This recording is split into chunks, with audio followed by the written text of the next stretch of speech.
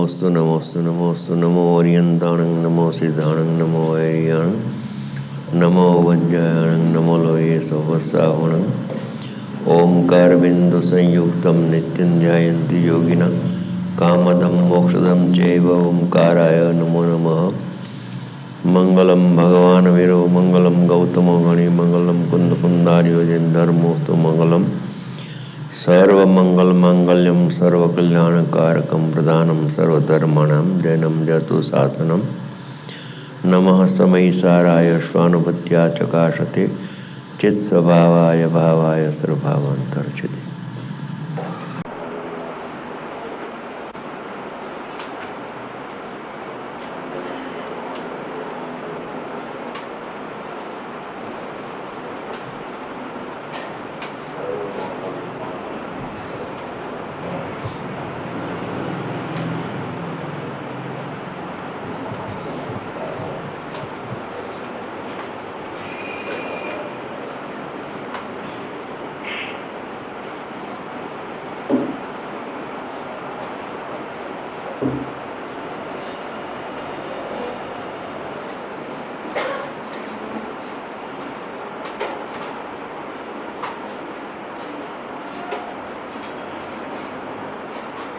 સમયસર की परमाणु शास्त्र है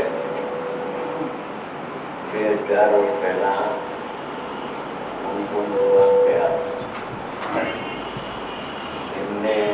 तीर्थंकर भगवान नो विरोध थयो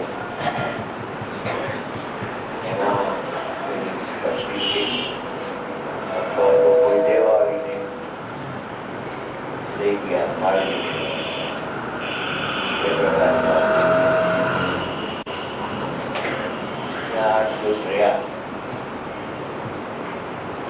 આપણા હાજરી હતી એ વખતે 8 દિવસ રહ્યા ત્યારે આપણા ગુરુદેવની હાજરી ત્યાં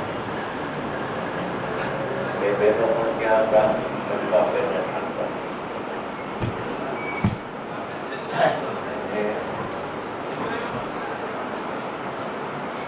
ત્યારે કુમકુમ બોલવાનાથી રવાના થયા ત્યારે દિવસભરીમાં એમ સંધિ વગરનો વાક્ય આવ્યો એ સદધર્મની બુદ્ધિ હોય ગંગા આશ્રય બધા સંધિ વગરનું વાક્ય કેમ છે શું છે ત્યાં તો કુમકુમ ભગવાન આવ્યા પધાર્યા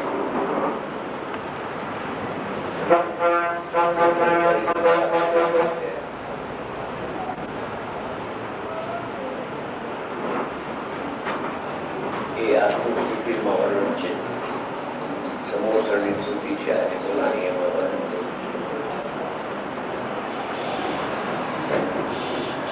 ત્યારે ચક્રીય નાનકડો દેહ દિગંબર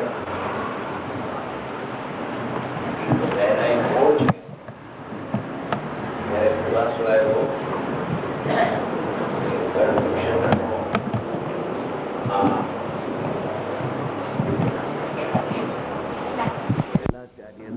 એ ભરત ક્ષેત્રના સમર્થ આચાર્ય છે ત્યારે નાનકડો દેહ જોઈને બધા હોય એને ગુલામનું નામ આપ્યું કે એલાચાર્ય પધાર્યા છે, બીજાઓએ નામ આપ્યું. એવી એક સ્થિતિ પછી એ 500 વર્ષમાં તો ભગવાન મહાવીર પછી 500 વર્ષમાં તો લગભગ 200-250 વર્ષ તો જીનવાણીનો પ્રવાહ જેમ હતો એમ ચાલ્યો અને અંગધારી મુનિઓ પણ હતા. એટલે વાસ્તવિક તત્વ જે ભગવાન મહાવીરની વાણીમાં હતું એ 200-250 વર્ષ તો જીવંત રહ્યું. પછી ઉત્તરોત્તર જ્ઞાન બીડાતું ગયું. શાસ્ત્રો હતા ને એ વખતે મુખ પાઠ હતો, એમાં લગભગ 500 વર્ષ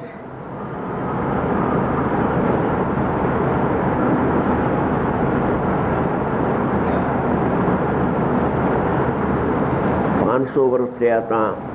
લગભગ 2049ની સાલમાં કુંદકુંદ ભગવાન ત્યાં પધાર્યા. ત્યાં 8 દિવસ રહ્યા. શુદ્ધ કવડિયાને ચર્ચા ઘડી કરી ત્યાંથી બધા સમાધાન લઈને અહીંયા પધાર્યા. અહીંયા આવીને આ સમયસાર આદિ પંચ પરમાગમની રચના કરી. આમ તો 64 પાઉડની રચના કરી, પણ અત્યારે આ 5 આ અને બાકી 6 પાઉડ 8 પાઉડ વિદ્યમાન છે, બાકી શાસ્ત્રો અત્યારે નથી. એના પછી 1000 વર્ષે અમરચંદ્ર આચાર્ય થયા, ત્યાં સુધી એની કોઈ ટીકા કરી નહીં. એને સંસ્કૃત ટીકા કરી અમરચંદ્ર આચાર્ય. એ અમરચંદ્ર આચાર્યની ટીકા પછી એનું સંસ્કૃતમાં ઉકેલનાર કોઈ નહીં. એ પછી 200 વર્ષે જયચંદ પંડિત થયા જયપુરમાં, ટોડરમલ સાહેબની હયાતીમાં એ વખતે. અને એ ગોષ્ઠી કરતા હતા, ચર્ચા કરતા હતા. ત્યારે એક પ્રશ્ન ઊભો થયો કે આ સંસ્કૃત ટીકા છે, એનું કોઈ અનુવાદ થાય હિન્દીમાં, ઢુંઢારી ભાષામાં તો સારું. તો કેટલાકે એમ કહ્યું કે આ શાસ્ત્રનો અનુવાદ કરવા જેવું નથી, કેમ કે આનું અનુવાદ કરવાથી લોકો સ્વચ્છંદી થઈ જશે, એમ કોઈ વિદ્વાને કહ્યું, તર્ક ઉઠાવ્યો. ત્યારે બીજા વિદ્વાને એમ કહ્યું કે સાકર ખાવાથી જો ગધેડા મરી જતા હોય તો સાકર મનુષ્ય ન ખાવી શું કરવું? એમ ચર્ચા કરતા કરતા અનુવાદ કરવાનું નક્કી થયું. હવે અનુવાદ કોણ કરે આપણે આમાંથી? એમાં વાત થતાં થતાં આખો કળશ ધોણાણો. જયચંદ પંડિત વિદ્વાન બહુ હતા અને એમને ઝીલી લીધું કે હું કરીશ. પછી બધા વિદ્વાનો જોઈ જાય એની અનુવાદ. એ રીતે આખા સમયસારની રચના ઢુંઢારી ભાષામાં થઈ ગઈ. ઢુંઢારી ભાષામાં સમયસારની રચના થયા પછી ગુરુદેવ શ્રીમદ રાજચંદ્રજીને પૂર્વભવનું એને જ્ઞાન હતું. અને પૂર્વભવમાં ઈડનના પહાડમાં અથવા ઈડર ગામમાં એ મુનિ હતા. એ વખતે એનું નામ રાજચંદ્ર હતું. એ વખતે અને કોઈ ઈર્ષાળુએ એને ઝેર આપીને મારી નાખ્યા. મુનિને નગ્ન મુનિ હતા. ત્યારે સમયસાર આદિ શાસ્ત્રો એ વાંચેલા એણે, પણ એ ઉપલબ્ધ નહીં. એમાં એને આ ઢુંઢારી ભાષાનું પુસ્તક મંગાવ્યું જયપુરથી. અને જ્યાં એ પોસ્ટમેન આપવા આવ્યો સમયસાર, ત્યાં થાળી ભરીને રૂપિયા આપ્યા. 1 રૂપિયો ગાડાના પૈડા જેવડો હતો, એવડો મોટો. એ વખતે થાળી ભરીને આપ્યા. એની કિંમત કેટલી એને લાગી. એને અધ્યયન કરતા એને એમ લાગ્યું કે આ ઢુંઢારી ભાષા કોઈ નહીં સમજી શકે, એટલે ચાલતી હિન્દી ભાષામાં અનુવાદ પોતે કરાયું, પોતાની હાજરીમાં. અને એ અનુવાદ 75 સાલમાં પૂરું થયું. પછી 75 સાલ પછી 78 સાલમાં જ્યારે ગુરુદેવને આ પુસ્તક હાથમાં આવ્યું દામનગરમાં, દામોદર શેઠ પાસેથી, પછી વાંચીને એને એમ કહ્યું તો અશરીરી મારે જોતું હતું એ મળી ગયું. અને સોનગઢમાં પછી પરિવર્તન પછી આ શાસ્ત્ર, એમાં 75 શાસ્ત્ર બાકી હતા. મુરબી રામજીભાઈએ 75 મગાવી લીધા. અને અહીંયા સ્વાધ્યાય ચાલુ થયો હિન્દીનો. પછી હિન્દીમાંથી પાછો અનુવાદ ગુજરાતી આપણા પંડિતજી હિંમતભાઈ પંડિતે કર્યો, ગુજરાતી અનુવાદ. એ રીતે આખી પરંપરા સમયસારની જીવંત રહી ગઈ. સમયસાર એટલે શુદ્ધાત્માને બતાવનારું શાસ્ત્ર. સમયસારની વ્યાખ્યા કરતા પહેલા શ્લોકમાં નમઃ સમયસારની વ્યાખ્યા કરતા કહ્યું સમયસાર એટલે શું કે શુદ્ધાત્મા, કે જે શુદ્ધાત્મા ભાવકર્મ, દ્રવ્યકર્મ, નો કર્મથી રહિત છે.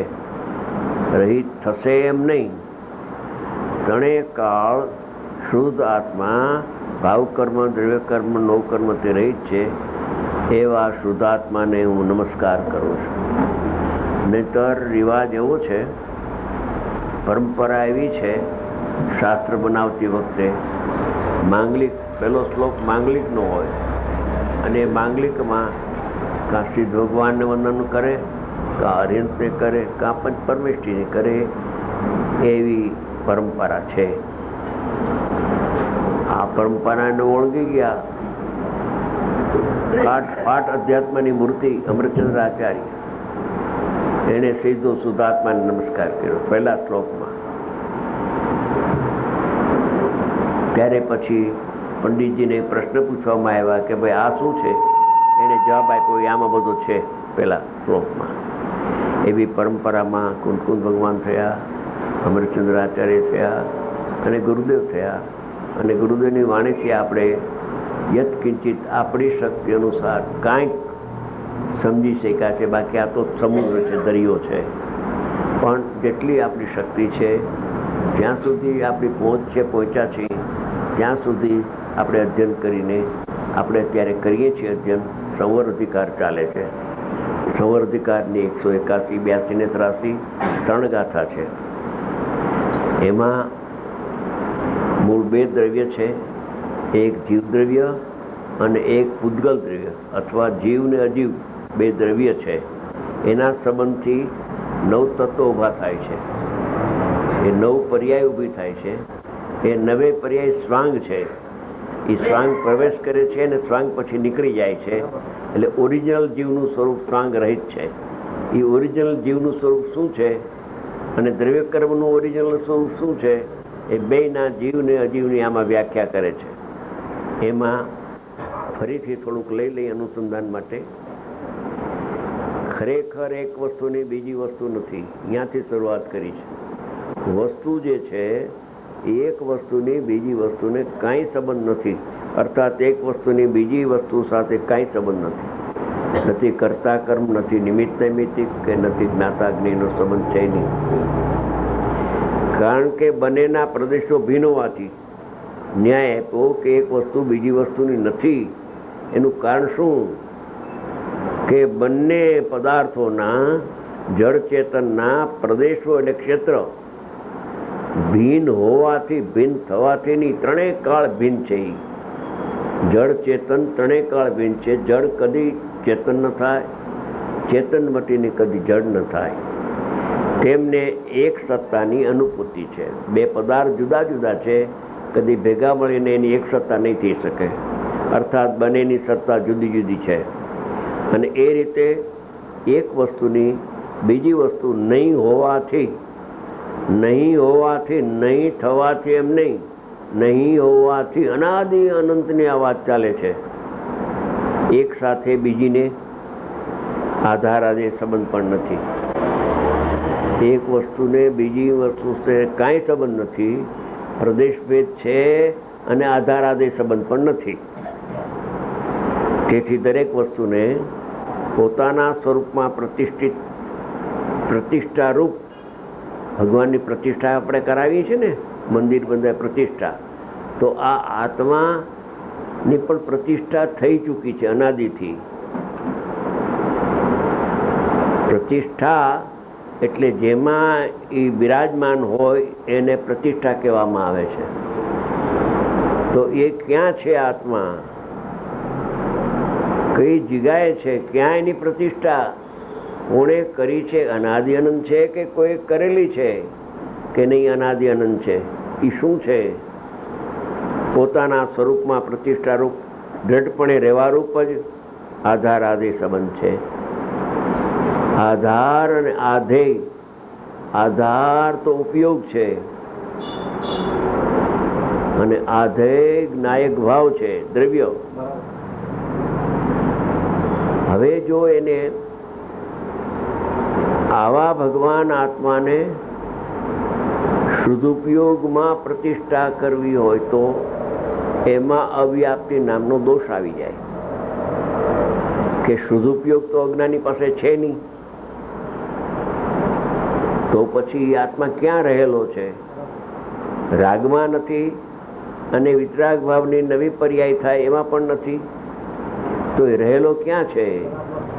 કે મતિ જ્ઞાન ને શુદ્ધ જ્ઞાનમાં રહેલો છે કે નહીં? એમાંય નથી. કેમ કે એમાં અવ્યાપ્તિ નામનો દોષ આવે છે. અવ્યાપ્તિ, અતિવ્યાપ્તિ ને અસંભવ એમ 3 પ્રકારના દોષની વાત છે કેમ કે મતિશ્રુત જ્ઞાન તો નવું પ્રગટ થાય છે અનુભવના કાળે. તો ત્યાં સુધી આત્મા ક્યાં રહેલો છે? ત્યાં સુધી આત્મા ક્યાંય નથી કે અહીંયા છે, ઉપયોગમાં છે, મતિશ્રુતમાં નથી. ત્યારે કે કેવળ જ્ઞાનમાં રહેલો છે, કે કેવળ જ્ઞાનમાં જે કહેશો તો અવ્યાપ્તિ નામનો દોષ આવશે. જો કેવળ જ્ઞાન પ્રગટ ન થાય તો ત્યાં સુધી આત્મા ક્યાં બિરાજમાન છે? કેવળ જ્ઞાનમાં નથી આત્મા. તો આત્મા તો ઉપયોગમાં છે. શાંતિથી જરાક વાત સમજવા જેવી છે. આવી વાત જ્યારે આવે ત્યારે ગુરુદેવ ફરમાવતા હતા, સમજાય એટલું સમજજો બાપુ. હા, એમ છે આ. માટે જ્ઞાન હવે ક્યાં આત્મા બિરાજમાન રહેલો છે એ બતાવે છે. માટે જ્ઞાન એટલે ત્રિકાળી દ્રવ્ય આત્મા, કે જે જ્ઞાયક ભાવ જાણન ક્રિયારૂપ, એ જાણન ક્રિયા મતિશ્રુત નહીં, અવધિ નહીં, મનોપર્યોને કેવળ જ્ઞાન નહીં, એ પાંચેય પર્યાય નાશવાન છે, સાપેક્ષ છે. કોઈ તો અનાદિ શાંત છે, કોઈ સાદી શાંત છે, સાદી અનંત છે. કેવળ જ્ઞાન એ નહીં, અનાદિ અનંત. કોઈ એવું એનામાં લક્ષણ હોવું જોઈએ કે જે લક્ષણમાં એ ભગવાન આત્મા પ્રતિષ્ઠિત રહેલો છે. ક્યાં શોધવો?